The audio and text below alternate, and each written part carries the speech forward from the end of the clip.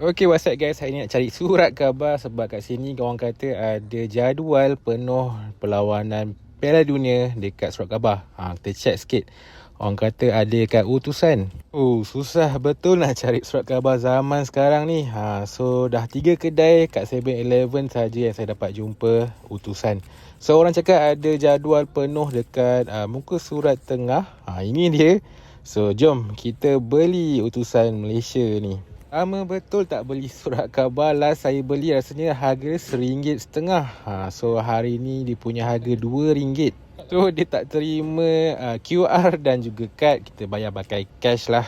Okey, saya lak sikit muka surat belakang. Dulu memang tengok surat khabar untuk surat belakang saja. So ada update pasal Piala Dunia dan setiap line up lagi macam ni.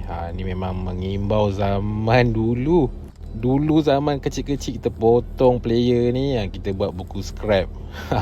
Korea dan Czech Republic akan bertemu esok pukul 10 pagi dan esok pukul 3 pagi adalah perlawanan pembukaan antara Mexico dan South Africa. Perlawanan pembukaan yang sama dengan pasukan yang sama pada tahun 2010. Okey, untuk adik-adik yang masih bersekolah, inilah waktunya untuk korang tengok Piala Dunia sebab waktu dia pukul 6 pagi, 10 pagi. Yang siapa sekolah petang tu dia menang banyak lah.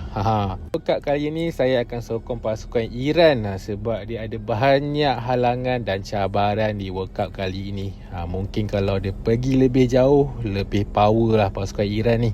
Anda pula sokong pasukan mana? Boleh komen di ruang komen, okey? Thank you guys.